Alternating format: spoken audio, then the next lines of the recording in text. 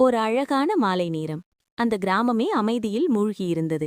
ஏரிக்கரையில் சூரியன் தன் பொன்னிற கதிர்களால் விளையாடிக் கொண்டிருந்தான். அங்கே அருண் என்ற ஒரு சிறுவன் இருந்தான். எதையாவது புதிதாக கண்டுபிடிக்க வேண்டும் என்பதுதான் அவனது எப்போதும் இருக்கும் ஆசை. திடீரென்று அவன் கையில் இருந்த ஒரு செம்பு நாணயம் சூரிய ஒளியில் மின்னியது. அதன் நிழல் தரையில் நீளமாக விழுந்ததைக் கண்ட அவன் கண்கள் ஆச்சரியத்தில் விரிந்தன. வாவ்! இது என்ன புதுசா இருக்கு? ஒரு சின்ன நாணயத்துக்கு இவ்ளோ பெரிய நிழலா?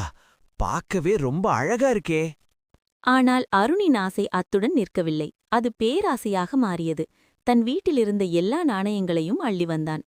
ஒரு நாணயத்துக்கே இவ்ளோ பெரிய நிழல் வருதுன்னா, என்கிட்ட இருக்கிற எல்லா நாணயத்தையும் வரிசையா வச்சா? அப்பா! இந்த ஏரிக்கரை முழுக்கவும் நிழல் வருமே! எல்லாரும் என்ன பார்த்து ஆச்சரியப்படுவாங்க. நிமிடங்கள் ஓடின. மணிநேரங்கள் கடந்தன. அருண் அடுக்கடுக்காக நாணயங்களை வைத்தும் எதிர்பார்த்த அந்த பெரிய நிழல் வரவே இல்லை. என்னது? வரவே மாட்டேங்குதே! அடுக்கடுக்கா நாணயங்கள வச்சாலும் ஏன் அந்த ஒரு நிழல் மட்டும் அப்படியே இருக்கு? நான் ஏதோ தப்பு பண்றேனா? இல்ல இன்னும் நெறைய நாணயங்கள் வேணுமோ? என்ன பையா, ஏரிக்கரையில இவ்வளவு நாணயங்கள வச்சுக்கிட்டு என்ன யோசனை? உன் முகம் ஏன் இவ்வளவு குழப்பமா இருக்கு? என்ன தேடி வந்திருக்கியா? தாத்தா, நான் இந்த நாணயங்கள வச்சு ஒரு பெரிய நிழல உருவாக்கணும்னு நெனச்சேன். ஆனா நான் எவ்ளோ சேர்த்தாலும் அந்த நிழல் வளரவே மாட்டேங்குதே. இது எப்படி சாத்தியம் தாத்தா? தம்பி அருண், நல்லா கேட்டுக்கோ.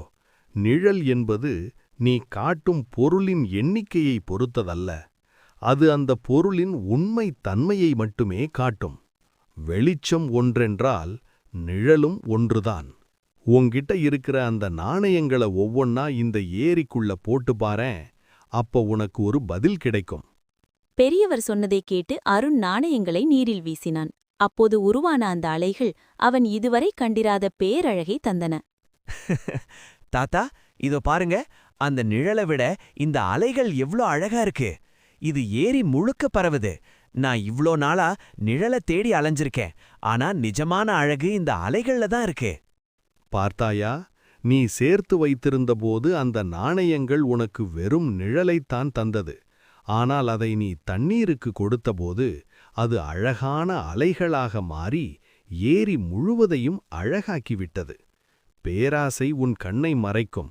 அன்பே உனக்கு உண்மையான அழகை காட்டும்.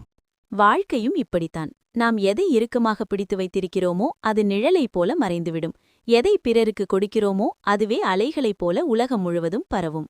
அதிக ஆசை இருந்தால் கையில் இருந்த நிம்மதியும் போய்விடும். இருப்பதை வைத்து மகிழ்ந்தால் உலகம் முழுவதும் உங்கள் வசமாகும்.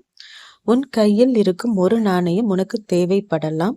ஆனால் அது தரும் நிழல் உனக்கு தேவையில்லை. நிஜத்தை நேசி. இந்த கதை உங்களுக்கு பிடித்திருந்தால் மறக்காம லைக் பண்ணி கமெண்ட் பண்ணுங்க. மேலும் இது போன்ற பல சுவாரஸ்யமான கதைகளுக்கு நம்ம சேனலை சப்ஸ்கிரைப் பண்ணி எங்களுக்கு சப்போர்ட் பண்ணுங்க. நன்றி.